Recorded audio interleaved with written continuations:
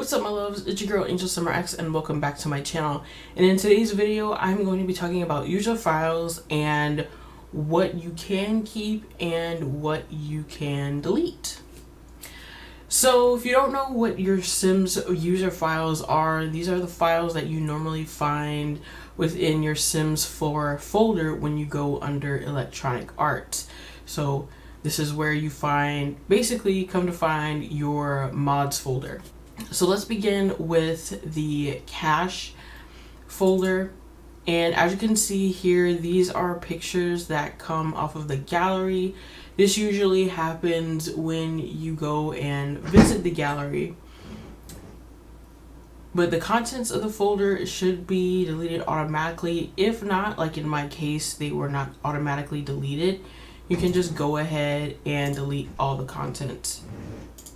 A quick side note, they are working on the roof outside, so if you hear a lot of banging and noise in the background, I apologize in advance. Now, moving on to the cache STR. This contains the Spotlight package depending on which country you live in. So like if you live in the US, then this is the type of package file that you will typically see. So you can delete this because it will be automatically recreated the next time you open your game. So next we would move on to online thumbnail cache. These are pictures that get downloaded when you click on pack, which includes these items on the game pack page from the main menu. These files can be deleted, but they will be re-downloaded the next time you click on the button. So I'm gonna go ahead and remove those as well.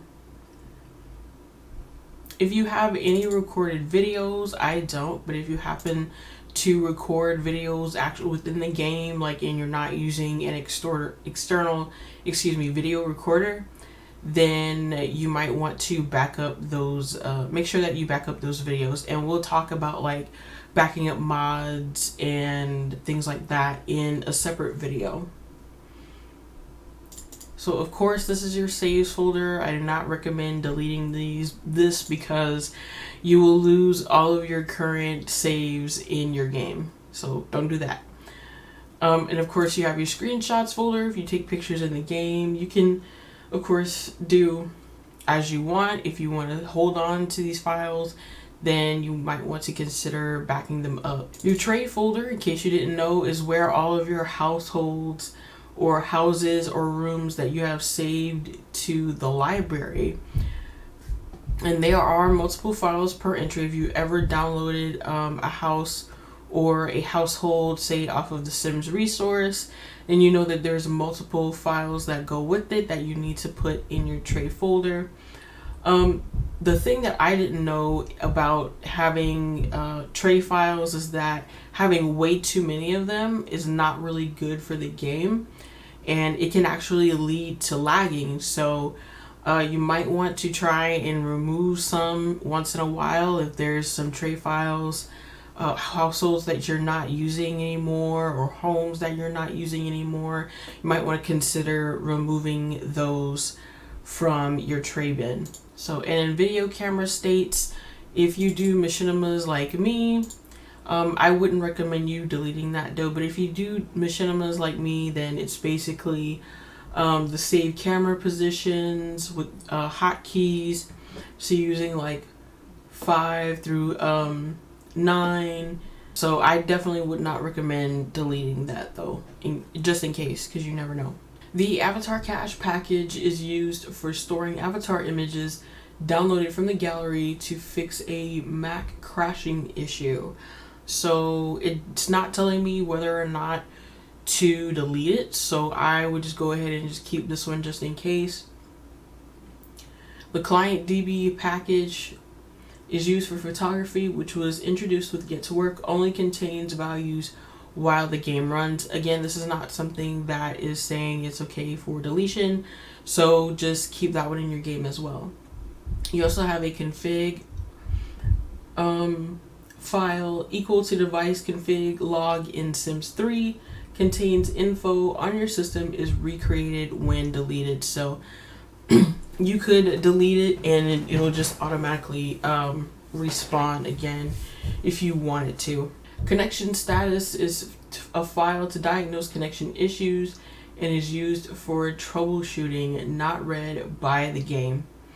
So that one is not saying whether or not it's safe to delete, so I would just keep that one there. Events is cache data related to events and will recreate when deleted, so you can go ahead and delete this one if you choose to do so. Game version. Current game version is only updated after starting the game. Local thumb cache, which is a cache file, gets big fast, recreates when deleted. Always delete this file after adding and removing CC and mods. So this is a file that I've always removed. Like after coming out of the game or before going back into the game, I've always deleted that file. So that's definitely one that you want to get rid of for sure. I can tell you that. Notify glob is used for global notifications that are not save game related, such as the gallery notifications. So I don't think that that's something that you can delete. Options contains your game and graphic options set in the game. Save this file if you update your drivers and put it back after the update, or all your option settings will be lost because the game would reset it automatically. This file may also become corrupted if you get any graphical or sound glitch. Removing this file would restore the options to factory defaults, and you can then retweak the options as you desire. Again, can be manually edited with any text editor before entering the game if game crashes before you have a chance to enter.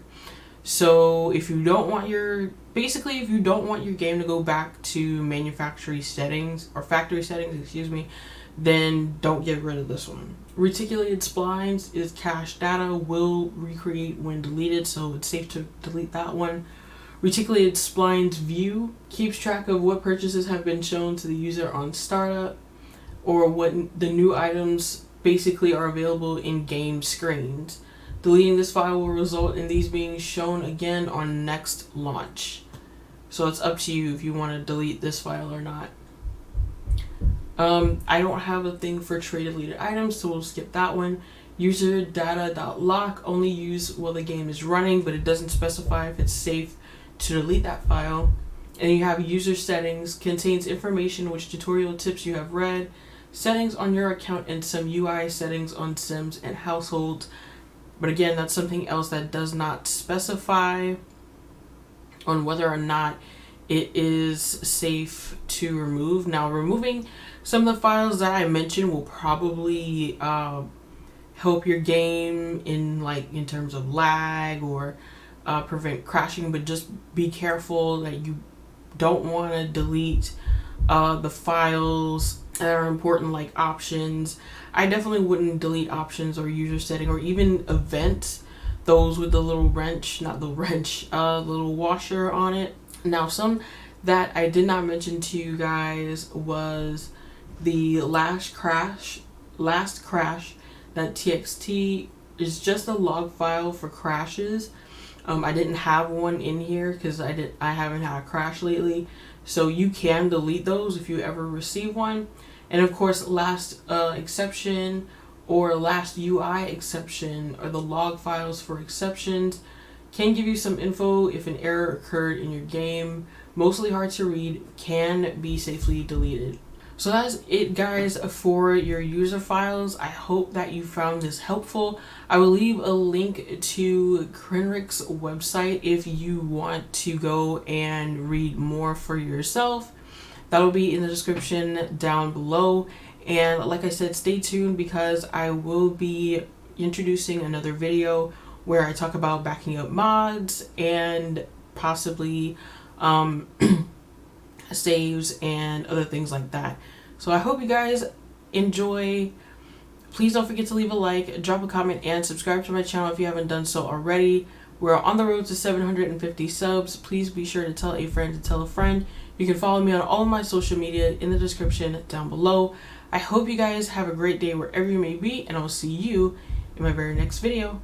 Bye, guys.